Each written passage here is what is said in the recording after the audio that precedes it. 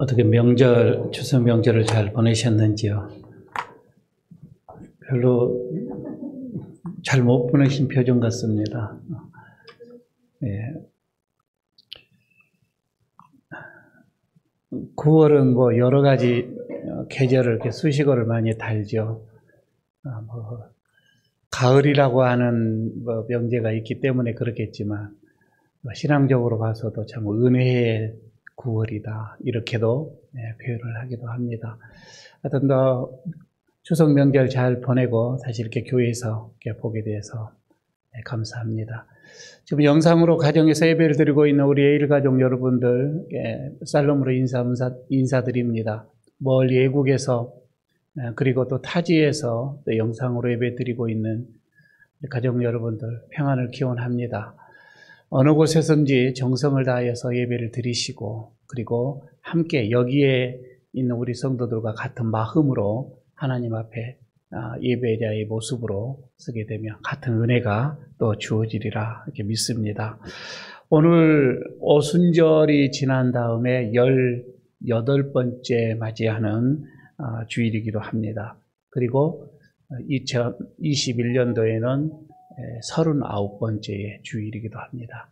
우리 마음을 다하여서 오늘 하나님 앞에 예배를 올려드리도록 하겠습니다. 모두 자리에서 일어나셔서 찬송가 10장 1절을 부르면서 예배로 나가도록 하겠습니다.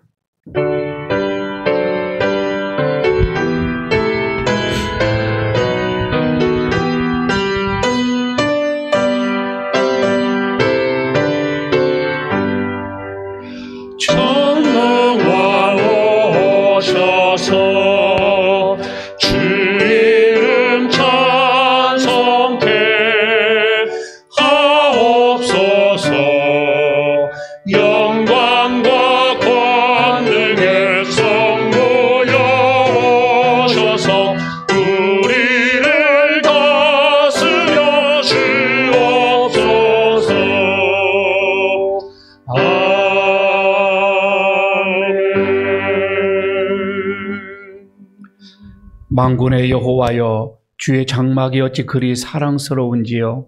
내 영혼이 여호와의 궁전을 사모하여 새약하며 내 마음과 육체가 살아계시는 하나님께 부르짖나이다. 나의 왕, 나의 하나님, 만군의 여호와여, 주의 제단에서 참새도 제 집을 얻고 제비도 새끼 둘 보금자리를 얻었나이다. 주의 집에 사는 자들은 복이 있나니 그들이 항상 주를 찬송하리이다. 하나님은 영이시니 예배하는 자가 영과 진리로 예배할지니라. 아멘.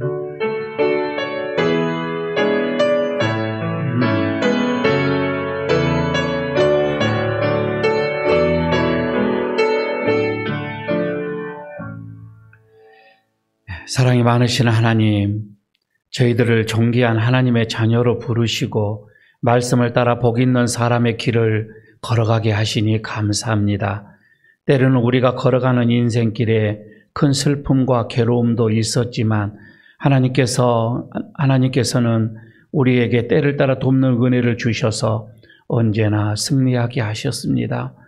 이제 주님께서 허락하여 주신 그 구원의 감격과 승리의 확신을 가지고 하나님께 나아갑니다.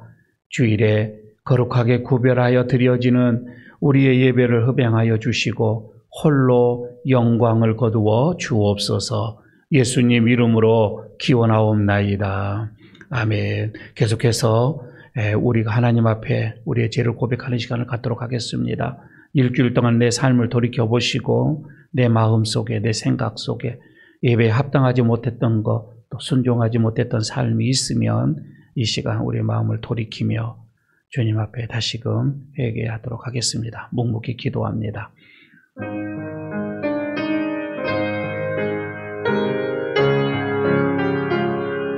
아버지,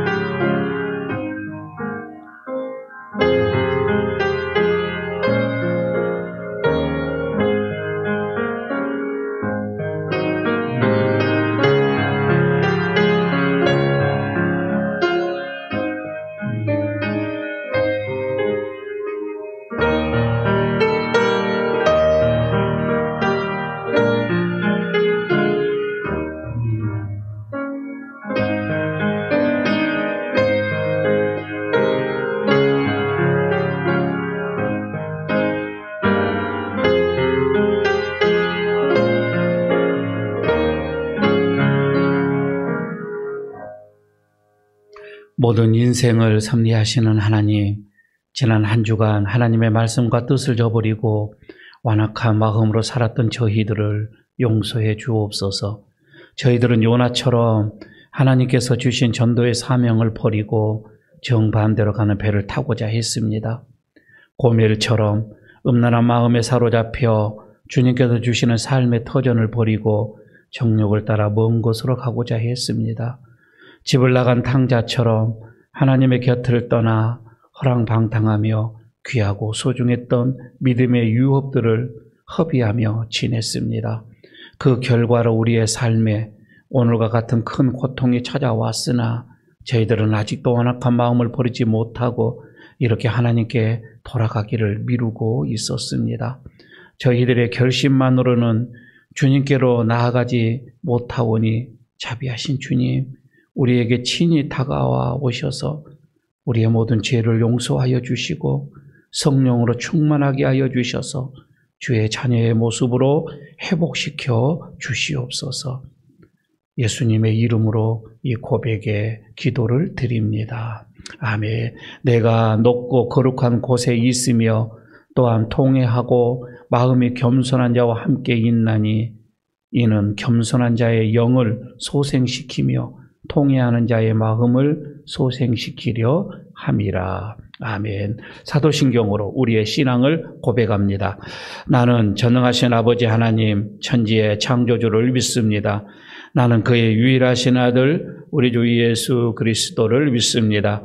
그는 성령으로 잉태되어 동정녀 마리아에게서 나시고 본디오 빌라도에게 고난을 받아 십자가에 못 박혀 죽으시고 장사된 지 사흘 만에 죽은 자 가운데서 다시 살아나셨으며 하늘에 오르시어 전능하신 아버지 하나님 우편에 앉아 계시다가 거기로부터 살아있는 자와 죽은 자를 심판하러 오십니다. 나는 성령을 믿으며 거룩한 공교회와 성도의 교제와 죄를 용서받는 것과 몸의 부활과 영생을 믿습니다. 아멘. 자리에 앉아주시기 바랍니다. 찬송가 341장 부르겠습니다.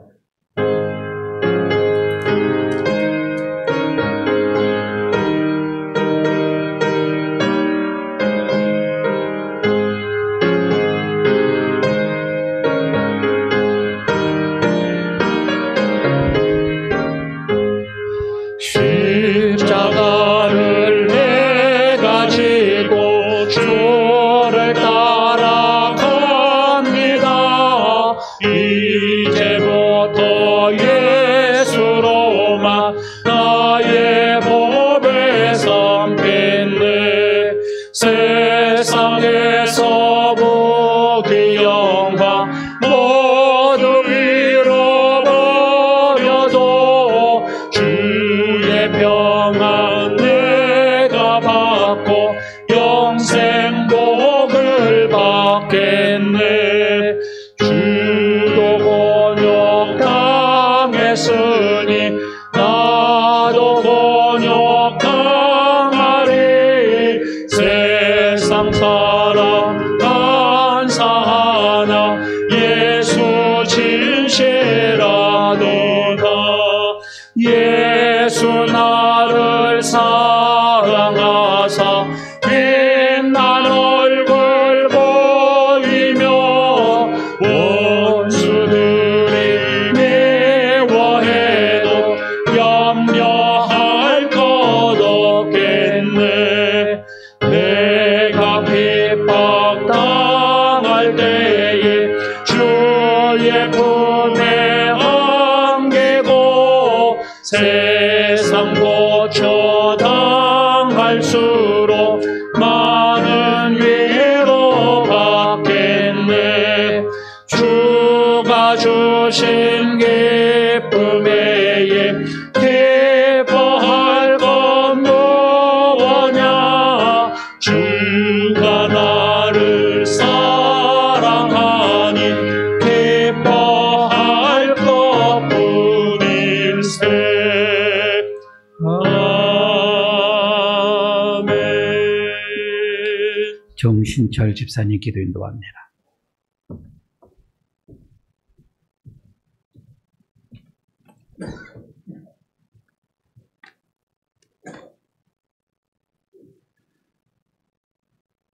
우리를 항상 지키신 하나님 아버지, 지난 한 주간도 추석 명절을 맞아 가족과 함께 교제의 시간을 갖게 하시고 다시금 주의 날을 기억하여 하나님 앞에 예배하게 하시니 감사를 드립니다. 이 시간 우리의 온 마음과 정성을 다해 드리는 이 예배를 하나님 기뻐 받아 주시옵소서. 아버지 하나님, 지난 한 주간 추석 명절을 맞이하여 소중한 가족과 이웃에게 혹여나 상처를 주지 않았는지 돌아봅니다. 또 주변의 이웃을 돌아보지 않고 나의 욕구와 만족을 위해 살지는 않았는지 돌아봅니다. 내 이웃을 내 몸과 같이 사랑하라고 하신 하나님의 말씀대로 살지 못한 우리 죄를 용서하여 주시고 하나님의 사랑을 몸소 실천하여 삶으로 복음을 전하는 우리 모두가 되도록 하나님 인도하여 주시옵소서. 하나님, 코로나 바이러스의 장기화로 혼란한 시대를 살고 있습니다. 혼란한 이때에 우리의 어려움을 아시는 하나님, 어려울 때일수록 오직 하나님만 붙들게 하시고 쉽고 편한 길을 택하는 것이 아니라 하나님의 말씀을 기준 삼아 세상과 타협하지 않는 강하고 담대한 성도들이 되도록 하나님 함께하여 주옵소서. 무엇보다 코로나 바이러스가 하루빨리 종식되도록 좋은 치료제와 약이 개발되게 하나님 역사하여 주시옵소서. 하나님, 교회를 위해 기도합니다. 코로나로 인해 대면 예배와 모임을 갖추지 못하고 많이 위축되어 있습니다. 이곳에 주님의 몸된 예일교회를 세우신 하나님의 뜻이 분명히 있는 줄 믿습니다. 끝까지 주님의 사명을 감당하는 믿음의 공동체가 되게 하여 주시고 코로나 속에서도 예일교회를 통하여 이 지역에 복음이 흘러가고 선한 영향력을 끼치는 빛과 소금의 역할을 다하는 교회가 되도록 하나님 인도하여 주옵소서. 이 일에 모든 성도들이 한마음이 되어 기도하며 함께하는 교회가 되도록 하나님 인도하여 주시옵소서. 하나님, 이 시간 몸과 마음이 아픈 자들을 찾아가셔서 위로하여 주시고 낫게 하여 주시기를 간절히 기도합니다. 하나님의 치료의 손길을 경험하여 하나님 앞에 찬송과 영광 돌리는 놀라운 시간 되게 하여 주시옵소서. 이 시간 말씀을 전하시는 목사님께 성령의 충만함을 더하여 주시고 겸손히 말씀을 듣고 기쁘게 순종하는 우리 모두가 되게 하여 주시옵소서. 은혜의 찬양으로 하나님께 영광 드리는 찬양대의 찬양을 기뻐 받아주시고 예배의 마지막까지 하나님 함께하여 주옵소서. 감사를 드립니다. 우리와 늘 함께 하시고 지켜주시는 예수 그리스도 이름으로 기도드립니다.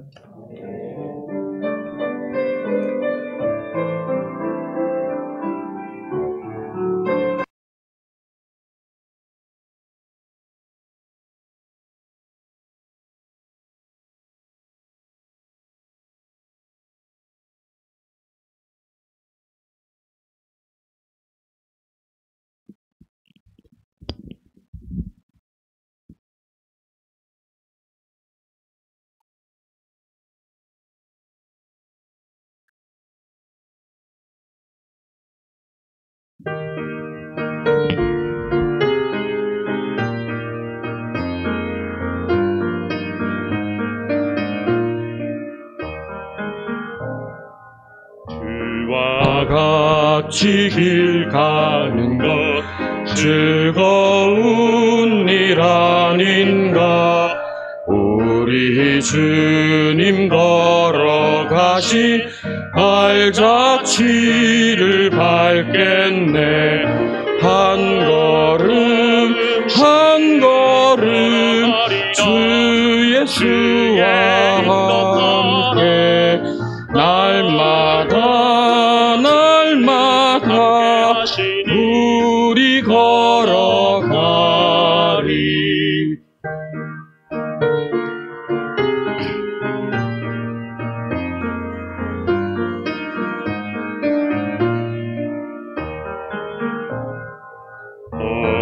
어린아이 같은 우리 미련하고 약하나 주의 손에 이끌리어 생명길로 가겠네. 한 걸음 한 걸음 주 예수와 함께 날마다 우리 걸어가리. 주의 큰 능력 그의 강한 손 그의 펴신 팔로 날 이끄시네. 한 걸음 주 예수와 함께 날마다 우리 걸어가리. 주와 함께 걸으리.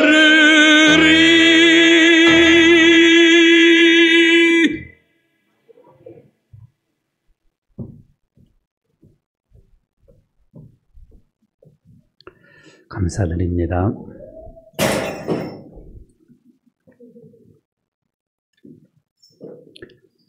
오늘 하나님께서 우리에게 주시는 말씀 봉독하겠습니다. 야고보서 5장 13절에서 20절까지의 말씀입니다.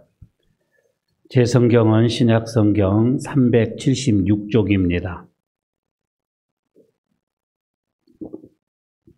야고보서 5장 13절에서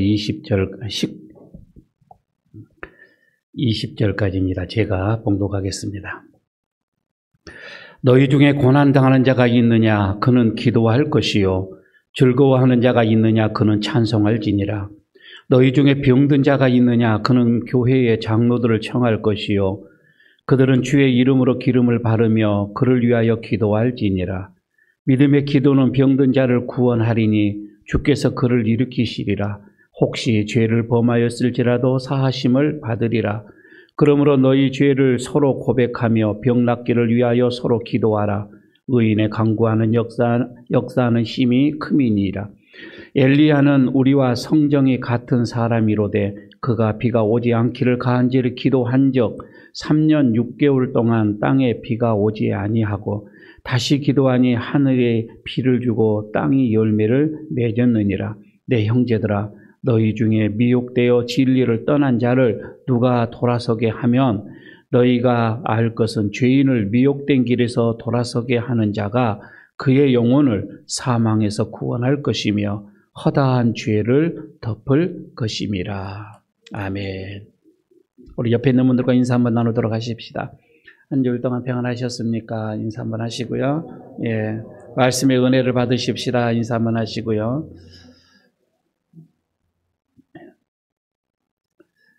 참 요즘 여러분이 코로나19의 이 전염병으로 모든 사업을 하시는 분들뿐만 아니라 이 교회 안에서도 상당한 고난의 바람이 불어오고 있는 사실입니다. 그러나 우리가 또 역사를 이렇게 지나간 역사를 보게 되면 교회는 아무리 어렵고 힘든 고난이 와도 이걸 다 이겨냈다라고 하는 사실, 이것을 우리가 또 생각을 하면서 또 용기를 이렇게 얻습니다.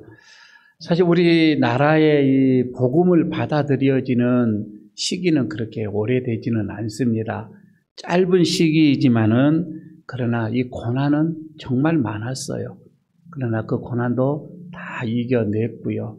우리가 잘 아는 일본 이 강점기를 지나서 또 어떤 전쟁, 6.25라고 하는 전쟁, 그 다음에 오는 정치적 또 혼란, 사회적인 어떤 이런 혼란, 이루 말할 수 없는 변화의 어떤 이런 곡절 속에서도 이 기독교는 잘 견뎌왔고 승리해 왔던 것을 우리가 봅니다. 그러면서 하나님의 특별한 보호하심이 있었구나. 이것을 우리가 모두가 느끼면서 그리고 기도하며 찬양을 했던 것이지요.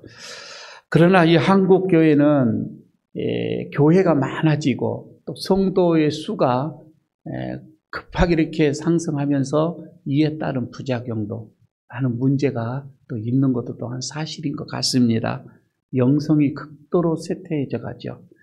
옛날에 본인 이 목사 이 자신도 사명을 받고 신학교를 가겠다라고 하는 그 시점과 지금 이렇게 목회를 마음껏 하나님의 어떤 말씀을 전하는 이 시점과의 그 영성의 차이를 생각하면 많이 식었구나라는 내 본인 스스로도 이렇게 생각을 하고 있고요.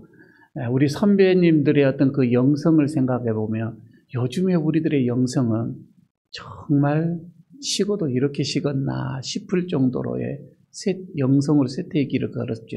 이거는 분명 어떤 우리나라의 어떤 이런 그 우리가 스스로 이 물질적인 어떤 이런 것이 풍부해지면서 오는 것이 또한 사실이기도 합니다.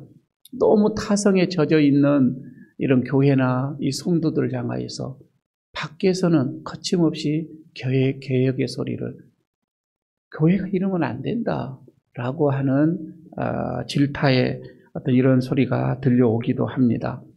문제는 이런 틈을 타서 이단들이 너무 많이 성행한다고 하는 것입니다.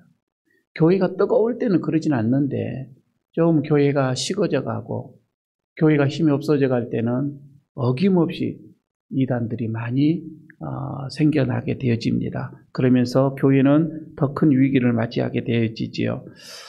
한국 교회는 이런 시련의 때를 사실 지금처럼 이렇게 맞이한 적은 없습니다. 내부적으로나 외부적으로나 너무 많은 큰 시련의 속에 직면하여 있다.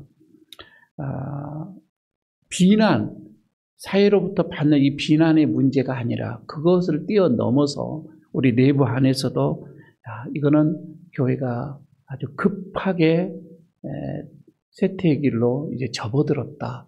이렇게 모두가 얘기들을 하고 있습니다. 이런 와중 속에 지금 우리에게는 큰 일이 하나가 터진 게 바로 코로나19라고 하는 전염병입니다.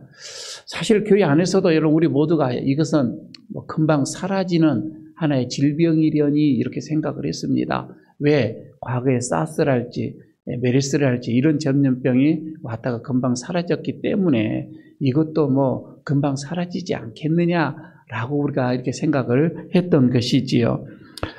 그러나 여러분 이 교회의 이 고난이 우리가 잘 아는 것처럼 이단 이 신천지로 통하여서 이 전염병이 급하게 아주 확산되어지죠.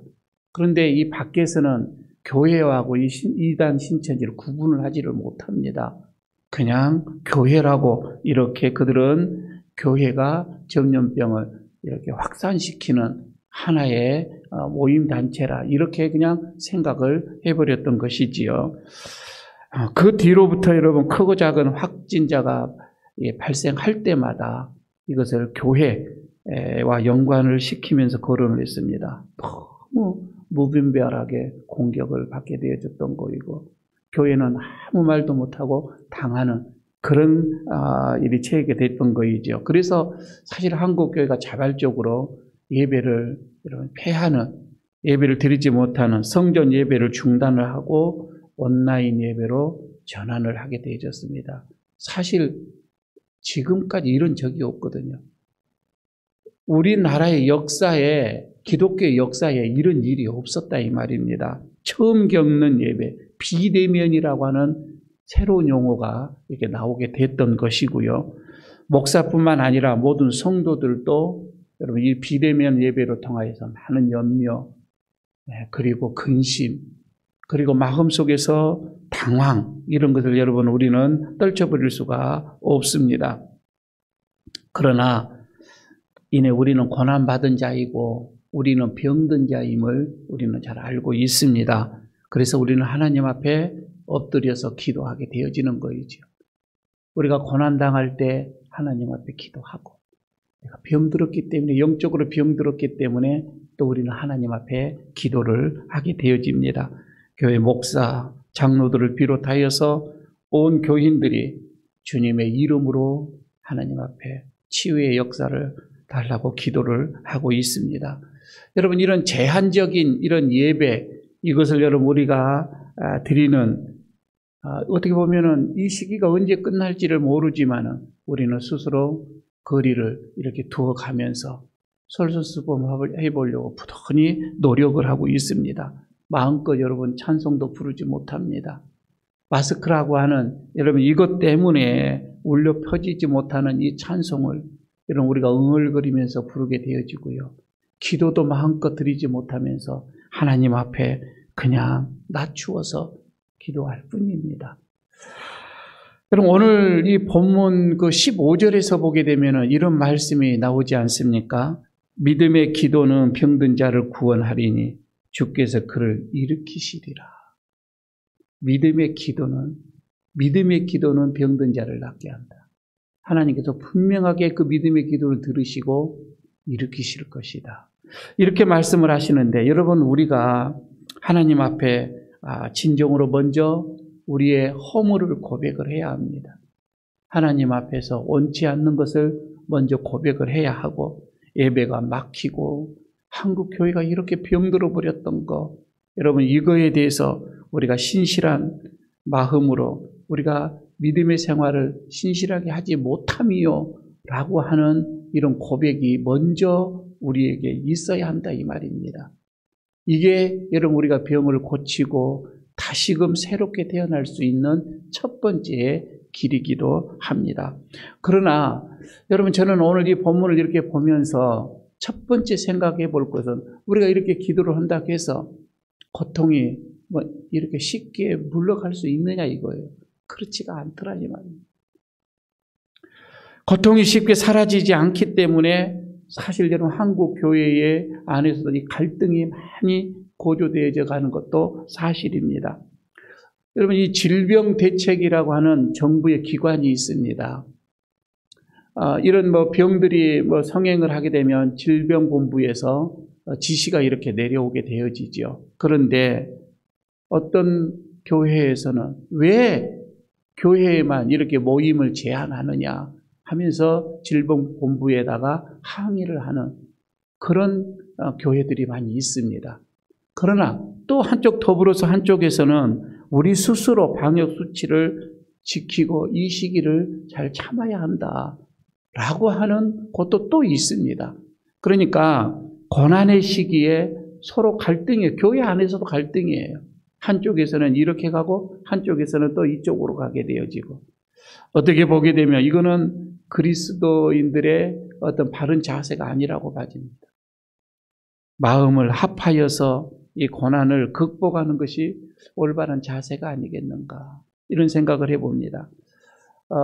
설교를 하면서 여러분들에게 책 한 권을 소개를 한번 해주고 싶은 게 있어요. 딱 이 시대와 맞는 책인데, 이 난주라고 하는 장편 소설인데 김소윤이 지은 실화를 바탕으로 한 소설입니다. 그 내용을 잠깐 이렇게 보게 되면 조선 후기입니다. 그러니까 1800년 정도 이렇게 되겠지요. 본래 저 난주라고 하는, 정난주라고 하는 주인공 이름인데, 본래는 그 본명은 정명년이로 여기 봐주면 됩니다. 이분이 그 역사의 그 본래라 조선 후기의 그 명가의 집의 장녀예요. 우리가 잘 아는 정약현이라고 하는 분의 이 장녀거든요. 정약현을 잘 모르면 정약용의 형이 정약현입니다. 이게 정약용의 조카가 되겠죠. 더 중요한 이 남편이 누구냐면, 그때 당시에 아마 역사를 공부하시면 그냥 우리 국사에 대해서 빼놓지 않고 나오는 분이 황사영 백서 사건이라는 게 나옵니다. 황사영의 이 남편이 아내거든요. 이 황사영은 이 천주교의 부흥을 위하여서 청나라로 이 백서 하나를 이렇게 보내다가 발각이 되어서 아주 능지처참을 당하는 그런 일이 있었습니다. 그런데 이제 이게 다 정치적인 일들이죠. 그때 당시에 정조가 죽게 되어지죠. 정조가 죽게 되어지면서 그때 당시에도 그 나라를 다스리는, 이끌어가는 파가 두 파가 있습니다. 지금과 거의 같아요. 보수파가 있고 개혁파가 있고 그때 당시도 이게 이런 것이 있었는데 이제 이 정조가 이렇게 죽고 나면서 그때 당시에 어떤 그 나라를 이렇게 좀 장악을 하고 잡고 있었던 그 파가 있었습니다. 이 파가 노른벽파인데 이 노른벽파가 왕이 바로 정조가 죽은 다음에 정순 황후를 세우고서 이제 섭정을 하기 시작을 합니다. 이렇게 하면서 가장 그때 이 개혁파라고 하는 남인파가 있었는데 이 남인파를 제거하기 위해서 아주 끝장을 보기 위해서 다시는 이 남인파가 이 나라에 들어오지 못하도록 하기 위하여서 그들을 숙청을 하기 시작을 합니다. 그런데 이 숙청을 어떻게 했느냐면 이 남인파 안에는 천주교인들이 너무 많았어요. 그래서 이 사학철폐라고 하는 명분을 들어서 천주교를 탄압하기 시작을 합니다. 천주교인들이 다 산으로 도망을 갔어요. 아주 잡으면 죽었거든요. 그래서 이 황사영도 이 천주교 대표 인물이었단 말이에요. 그리고 산속에서 글을 씁니다. 청나라로 보내죠. 군대를 동원해서라도 이 나라를 무찔러 주십시오. 그래서 다시금 우리가 신앙을 자유롭게 찾을 수 있도록 그 백서를 보내다가 발각이 되어져요. 그래서 이거는 나라를 완전히 이건 이제 좋은 밑거리가 됐지요. 거의 다 죽었습니다. 지금 이때 말이에요. 이 시기를 살아가는 이 안에 이 난조는 일로 인해서 남편은 뭐 능지처참 당해버렸고 그래서 제주도로 이 양반 출신인데 관 노비 출신으로 제주도로 유배를 당하게 되어집니다. 2살배기 아들은 추자도로 또 유배를 당하게 되어지고요. 자, 제주도에서 이제 아들도 없고 어린 아이들을 이렇게 거두면서 또 신앙을 이렇게 지키면서 그는 이렇게 살아가다가 이때에 마마병이 들어오게 됩니다. 마마병은 요즘 우리가 말하는 천두 이병이 들어오게 되어지죠. 쫙 마을에 퍼지게 되어지죠. 그런데 여러분 이런 그 돌림병이라고 하죠. 이런 병을 치료하기 위해서는 같은 치료를 해야 돼요. 같은 약으로 같은 치료를 지금처럼 말입니다. 이런 치료를 해야 되는데 그때 당시의 사람들은 아니다. 그냥 산당으로 찾아가요. 그리고 산신령에게 그냥 빌고 있는 거예요. 그리고 이 치료를 거부합니다. 주인공 이 난주는 이 책을 보게 되면 밤을 새워가면서 기도를 하고 있습니다. 하나님께 당신의 손으로 이 사람들을 다 짓지 않았습니까? 이 사람들, 이 땅에서 숱한 이 죄악들을 좀 너그럽게 용서해 주시고 생명이라고 하는 이것을 좀 축복해 주십시오. 특히 어린 아이들에게서 이런 악질들을 거두어 주십시오. 끊임없이 이 난주를 기도를 하고 있습니다. 물론 그것밖에 또 할 수가 없었겠지요. 그런데 이 난주가 말이에요. 산당으로 찾아가는, 그때는 무당들이 많이 있었고 그러니까 산당으로 찾아가는 사람들에게 다른 것보다도 먼저 그들과 가까이 하면서 신뢰를 쌓기 시작을 합니다. 그냥 인간적으로 먼저 신뢰를 쌓아요. 그리고 관청에다가 얘기를 해서 구hul소라고 하는 요즘같이 말하면 고아원이랄지 병든 자들, 가난한 자들을 이렇게 거치할 수 있는 이거를 만들어요. 그리고는 그때 이제 이런 못 먹고 병들고 이런 사람들이 여기 와서 기거를 하게 되어집니다. 단순히 그때 당시에 이 구울소는 그냥 뭐 어려운 사람들이 사는 어떤 뭐 처소다 이 개념을 이미 뛰어넘었던 것으로 봐집니다. 고통을 함께 하면서 헌신을 했던 그 난주, 이 주인공이 난주의 그 행위를 보면서 오늘날의 우리 교회의 모습을 보게 되어지는 거이죠. 사실 저는 빈민들 그리고 이 초막에서 어죽이 없으면 먹을 어죽이 없으면 풀을 떠들어서라도 같이 삶아서 같이 먹게 하는 이거 서로 나누면서 신앙, 믿음을 이제 배우게 되어집니다. 성경에서 여러분 이거는 보게 되면 꼭 초대교회의 이 모습과 거의 같거든요. 그리고 또 성경에서 율법에서도 말씀을 하고 있지요. 마음과 뜻과 힘을 다해서 하나님을 사랑하고 그리고 객, 고아, 과부 이것을 돌보는 것. 이게 교회라 이 말입니다. 그런데 이 책 속에서 이 난주는 이것을 그대로 실천하는 이런 모습들이 나오죠. 사실 여러분이 그때는 그분은 천주교인이었지만은 천주교에서는 이 종유성사라고 하는 것이 있습니다. 그러니까 병을 치료하는 것 말입니다. 종유성사인데 사실 병든 자를 위한 이 기도 이거는 로마 가톨릭에만 있는 것은 아니거든요. 오늘 여러분 이 본문을 보시기 바랍니다. 14절에서 그게 나오죠. 너희 중에 병든 자가 있느냐? 그럼 교회 장로들을 청할 것이요. 그들은 주의 이름으로 기름을 바르며 그를 위하여 기도할지니라.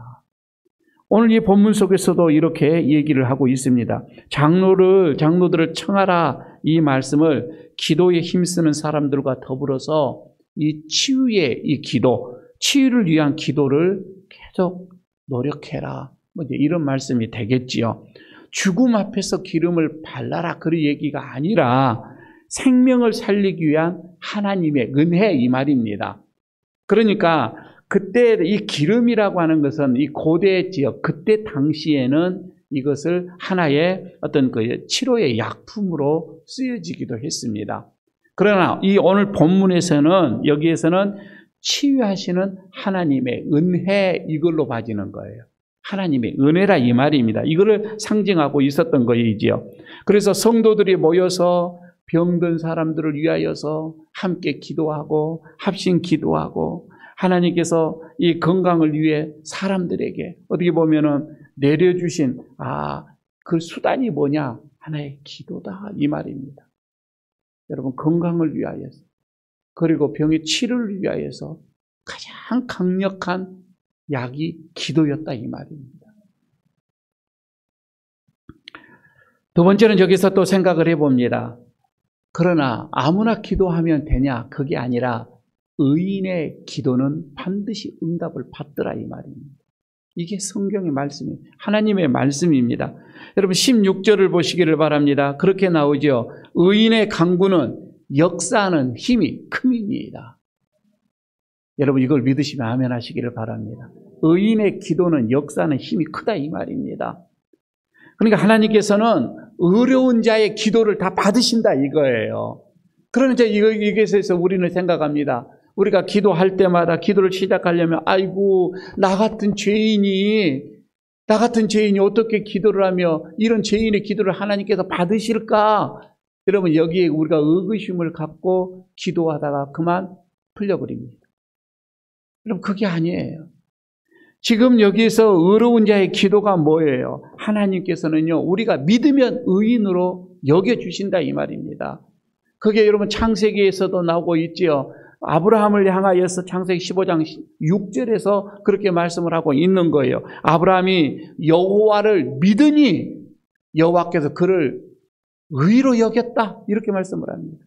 여러분 우리가 하나님을 믿으면 우리는 하나님이 우리를 의인으로 여겨주신다 이 말입니다. 여러분 이게 말이에요. 그래서 진실한 믿음으로 하나님께 기도만 하십시오. 하나님께서 그 기도를 들으신다 이 말입니다. 여러분 그 대표적인 기도가 뭐예요? 엘리야의 기도다 이 말이죠. 엘리야는요 우리와 똑같은 사람입니다. 똑같은 사람인데 하나님께 간절히 비가 오지 않도록 기도하니 정말 3년 반 동안 6개월 동안 비가 오지 않았다고 오늘 본문에서 말씀을 합니다. 그리고 또 기도했더니 하늘의 문이 열리고 비가 내렸다고 얘기를 하지요. 그때 당시에 왕이 얼마나 악정을 이 나라에 악으로 다스리니까 엘리야가 왕 앞에서 그렇게 한 거예요. 내가 기도하기 전에는 이 비 이슬까지도 내리지 않을 것이다. 정말 3년 6개월 동안 여러분 말이 3년 6개월이지 우리가 지금도 우리나라가 1년만 비가 안 온다고 생각하죠. 몇 개월만 비가 오지 않아도 가물어서 여러분 이거 우리가 살 수가 없는 그런 지경입니다. 그러나 1년, 2년, 3년 반 동안 비가 오지 않았다고 해보십시오. 그 나라가 어찌 되겠냐 이거이지요. 지금 여기에서 그렇게 이 악한 왕, 아합 왕에게 향하여서 이 엘리야는 하나님께 그렇게 기도를 했던 거예요. 하나님은 그 기도를 들으셨습니다. 3년 반 동안에 하늘의 문을 닫아버렸더라 이 말입니다. 그리고 나서 다시 기도하니 또 하늘의 문이 열렸던 것이지요. 여러분요, 여기에서 이 아합이 하나님께 향하는 엘리야의 그 기도를 보십시오. 열왕기상 17장 1절에서 그렇게 얘기합니다. 내 말이 없으면 수년 동안 비도 이슬도 있지 아니하리라. 왕이 하면 그렇게 왕에게 선포하면서 기도를 했던 것이고요. 그리고 18장 1절에서 또 이렇게 합니다. 내가 비를 지면에 내리리라. 이렇게 하면 그런 하나님 앞에 또 기도를 합니다. 그리고 그 기도를 그대로 또 하나님께서는 들어주시더라 이거예요. 자, 이것을 보면서 여러분, 이 엘리야가 이토록 하늘의 문을 열고 닫을 수 있는 그런 능력의 기도를 드렸던 이 엘리야가 정말 초인이었는가? 우리와 전혀 다른 정말 초인이었는가? 여러분, 그렇지 않다 이거예요. 우리와 똑같은 사람이라입니다. 우리와 성정이 같은 사람이라 이거예요. 여러분, 성정이 같다 이 말씀은 다른 사람과 똑같은 본성을 가졌다 이 말이에요. 우리와 똑같은 본성을 가진 자예요. 그래서 사도행전 14장 15절에서 이 바울이 이렇게 엘리야 이것에 대해서 이렇게 얘기를 합니다. 이르되 여러분이요 어찌하여 이러한 일을 하느냐. 우리도 여러분과 같은 성정을 가진 사람이라. 바울이 워낙 능력을 행하니까 병을 낫게 하는 어떤 그런 기적을 행하니까 저 사람들이 이건 신이다 이렇게 하고 소를 가지고 와서 제사를 지키려고 했다 이 말이에요. 그때에 바울이 그렇게 외쳐대는 거예요. 너희들과 내가 똑같은 성정을 가진 사람이다. 여러분 이렇게 생각을 하면서 엘리야는 그럽니다. 그렇게 능력을 행했던 그 엘리야, 능력의 그 엘리야가 어느 날 그때 이 이세벨이라고 하는 이 왕후가 너도 죽을 것이다. 내가 너를 살해할 것이다 라고 하는 그 협박을 하니 그 소리에 그만 가슴이 무너집니다. 마음이 무너지고 도망을 가게 되어지죠. 숨어버립니다. 얼마나 무서웠으면. 그러면서 하나님 앞에 그는 너무 지쳐서 이제 숨어다니기에 지쳐서 힘들어서 하나님 나를 거두어 주십시오. 이렇게까지 연약한 기도를 드렸던 이 엘리야입니다. 여러분 우리가 이것을 이 연약한 이 엘리야 한쪽에 이것을 보면 크지 말할 수 없는 어디 보면 어린 마음이 여린 또 엘리야예요. 그런데 이런 엘리야가 그렇게 위대한 역사를 이룰 수 있었던 그 이유가 뭐냐 이거예요. 그 역사를 여러분 성경의 한 페이지를 이렇게 감당하고 있었던 이 사람이 정말 타고난 은사가 그에게 있었는가? 그게 아니라 그 사람의 기도였다 이 말입니다. 우리와 똑같은 겁도 있고 연약함이고 그 똑같은 성정이지만은 그가 기도가 있었기 때문에 이렇게 놀라운 일들을 행할 수가 있었다라고 하는 것이지요. 여러분, 우리가 이런 것을 보면서 연약한 나이지만 정말 보잘것없는 나이지만 우리가 진실한 마음으로 믿음으로 하나님 앞에 기도하면 역사는 이루어지는 것입니다. 세 번째 오늘 또 다시 얘기합니다. 미혹한 자의 영혼이 구원까지 받을 수 있다라고 하는 놀라운 역사입니다. 그럼 오늘 이 말씀은 19절에 보게 되면 그 말씀이 나오잖아요. 내 형제들아 너희 중에 미혹되어 진리를 떠난 자가 누가 돌아서게 하며 이렇게 말씀을 하죠. 그러니까 다시 말씀 여러분 믿음의 기도 말입니다. 우리의 진실한 이 믿음의 기도는 육신의 질병만 고칠 수 있는 그 능력이 나온 게 아니라 우리의 영혼, 사람들의 이 영혼이 악한 영혼에게 미혹당하여서 주님을 떠나고 세상으로 여러분 나가는 세상에서 방황하고 안 그러면은 어떤 그 이단의 사슬에 매여져 있는 그 영혼들까지도 돌아오게 하는 그 능력이 있더라 이 말입니다. 믿음의 기도는 이런 능력이 있는 것. 야고보 시대, 그러니까 지금 이 글을 쓰고 있는 이 시대에는 어떤 일이 있었느냐면 많은 사람들이 그러니까 유대교에서 특히 유대교에서 그리스도교로 예수님을 믿겠노라고 개종을 하는 사람들이 많이 있었습니다. 아, 이게 진리구나. 아, 이게 맞구나. 이렇게 하다가 워낙 핍박을 많이 당하고 어려운 일이 있으니까 다시 돌아가 버린 거예요. 다시 유대교로 돌아가서 율법 아래 거하는 사람들이 많이 있었고, 또 그때 당시 동방의 어떤 신비한 어떤 그 은사, 그 체험을 보면서 그 신비한 은사 쪽으로 빠져가는 이단에 빠진 사람들도 많이 있었다 이 말이에요.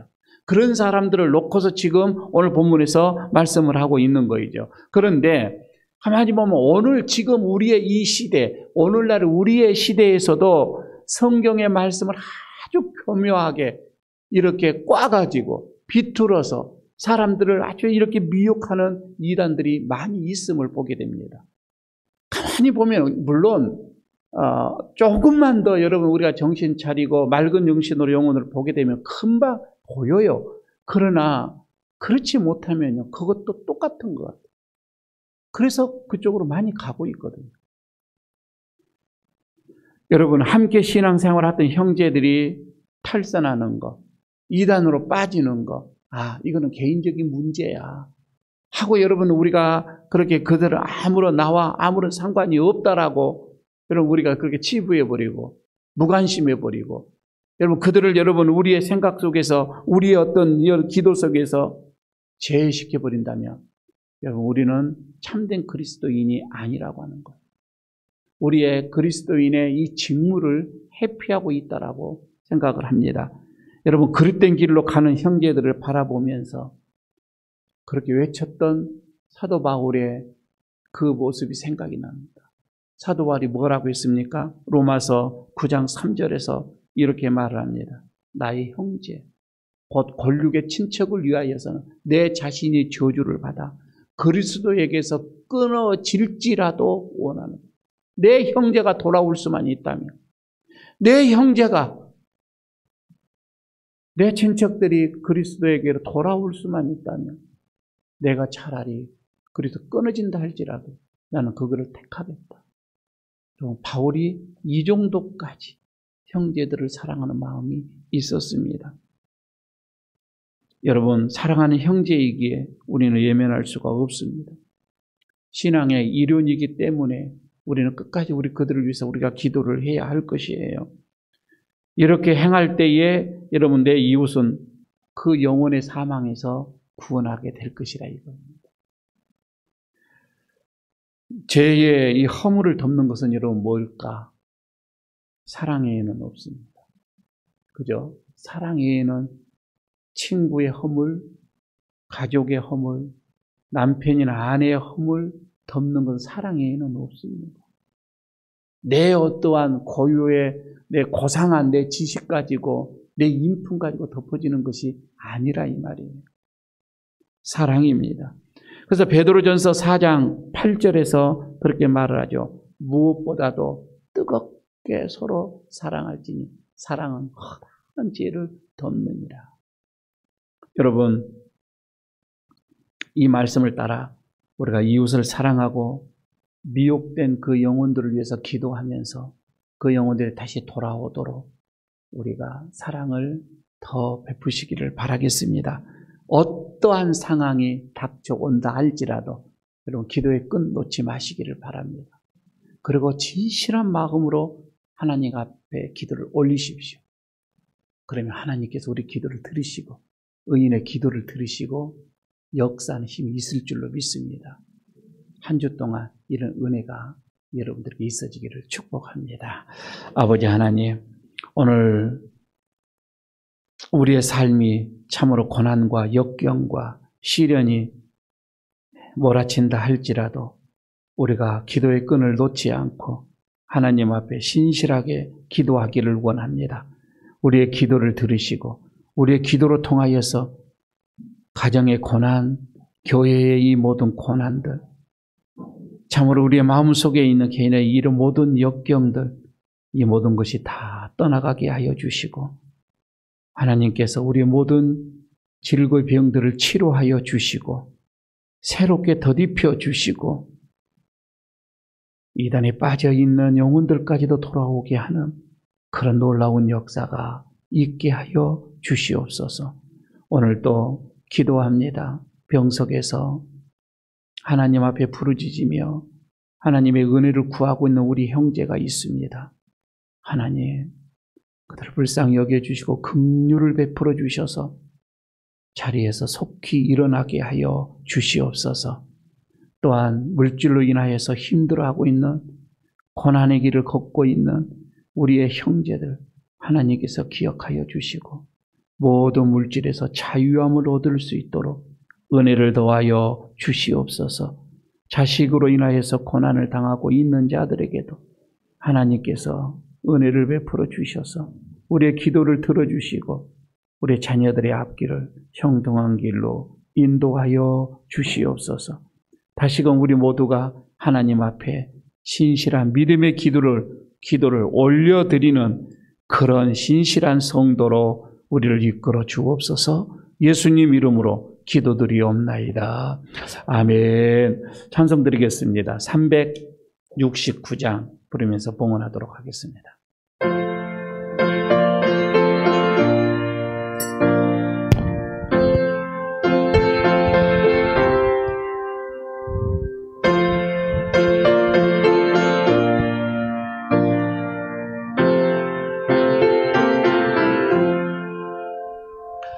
죄짐 맡은 우리 구주 어찌 좋은 친구인지 그 걱정 근심 무거운지 우리 주께 맡기세. 주께 고함 없는 고로 복을 받지 못하네. 사람들이 어찌하여 아랠 줄을 모를까. 시험 걱정 모든 괴로움 없는 사람 누군가. 부질없이 낙심 말고 기도드려 아뢰세. 이런 진실하신 친구 찾아볼 수 있을까. 우리 약함하시오니 어찌하니 아랠까. 근심 걱정 무거운 짐 아니신 자 누군가. 피난처는 우리 예수 주께 기도드리세. 세상 친구 멸시하고 너를 조롱하여도 예수 품에 안기어서 된 위로 받겠네.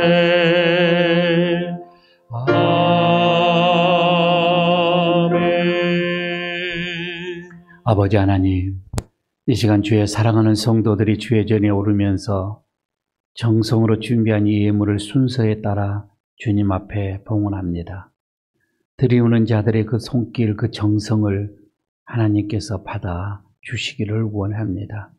믿음으로 주정헌금을 드려지는 저들의 그 손길들, 그리고 땀을 흘려 벌어들인 이 수입의 일조를 하나님의 것으로 구별하여 드려지는 10의 1조의 그 손길들, 또한 지난 한 주간 동안 명절을 맞이하고 가족들과 더불어서 하나님께서 주시는 그 은혜의 시간을 보내고 감사해서 드려지는 감사의 이 예물들을 기억하여 주시고, 또 이웃을 위하여서 손을 내미는 오병이어의 헌금들, 그리고 복음을 위하여서 선교의 이 예물들, 교회의 건축을 위하여서 드려지는 건축의 예물들, 특별한 일이 있어 기도에 간구하는 것이 있어 일천예물로 드려지는 그 손길들, 하나님 일일이 다 기억하여 주시기를 원합니다. 하나님께서 드려지는 이 예물 위에 복을 더하여 주시고 정성으로 드렸사오니 이것에 오병이의 역사가 일어나게 하여 주옵소서. 마음껏 부으시고 축복하시고 드려도 남음이 있게 하여 주시고 더 풍성해지는 역사가 있게 하여 주옵소서. 몸으로 드려지는 예물들도 참으로 많이 있습니다.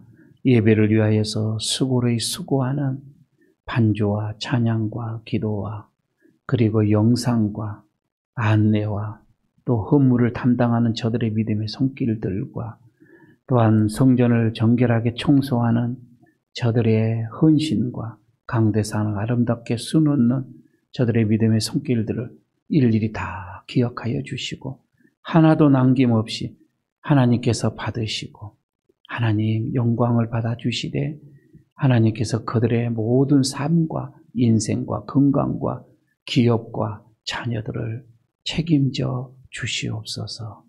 주님께 감사히 드리오며 우리 주 예수 그리스도의 이름으로 축복하고 기도드리옵나이다. 아멘. 자리에 일어서 주시기 바랍니다.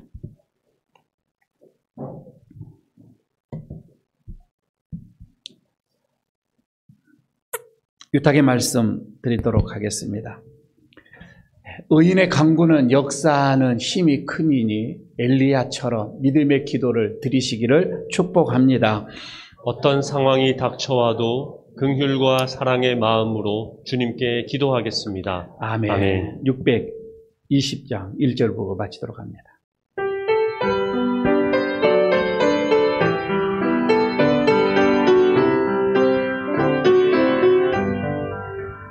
여기에 모인 우리 주의 은총 받은 자여라. 주께서 이 자리에 함께 계심을 하노라. 언제나 주님만을 찬양하며 따라가리니 시험을 당할 때도 함께 계심을 믿노라. 이 믿음 더 굳세라. 주가 지켜주신다.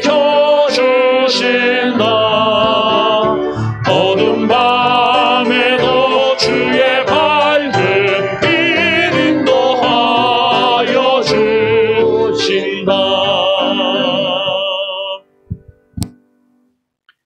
이제는 우리의 영원한 치료자가 되시는 우리 주 예수 그리스도의 은혜와 믿음의 기도를 드리면 그 모든 것을 들으시고 응답하시는 하나님의 그 크신 사랑하심과 늘 우리를 긍휼하는 마음으로 또 사랑하는 마음으로 기도하도록 우리를 재촉하시는 성령님의 함께하심과 교통하심과 그 충만하심이 오늘 주님 앞에 어떠한 상황 속에서도 기도하기를 소원하고 돌아가는 모든 심령들 위에, 그 가정 위에, 이 교회 위에, 그리고 이 나라, 이 민족 위에까지 영원토록 함께 하시기를 간절히 축원하옵나이다. 아멘.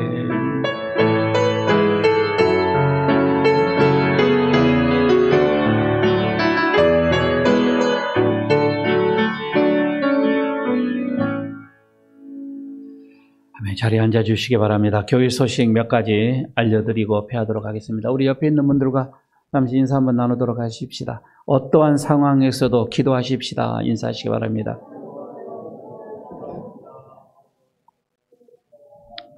그렇게 기도하신 분들, 그렇게 인사하시는 분들 한 주일 동안 기도 열심히 하시기를 바라겠습니다. 지금 우리 부산 시내 시청에서도 다음 주까지 3단계를 지금 적용을 해 놨는데 어제 보니 가장 많이 3,000명이 또 감염병이 확산이 되어가는 이 시기에 또 어떻게 내놓을지 모르겠습니다. 그러나 한 가지 물어보십시다. 저 2차 접종 완료했습니다. 한번 손 한번 들어보시면.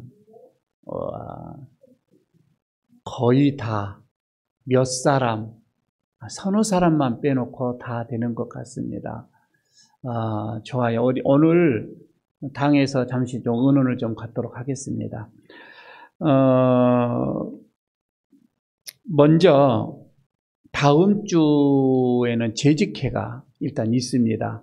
그래서 재직들은 참석을 할 수 있도록 좀 해주시기를 바라겠습니다. 꼭 의논해야 할 것들, 처리할 것들이 있기 때문에 재직들은 다음 주 예배를 참석을 해주시고, 이번 주가 10월 첫날이 들어오게 되죠. 초하루 감사 예배가 금요일에 있습니다.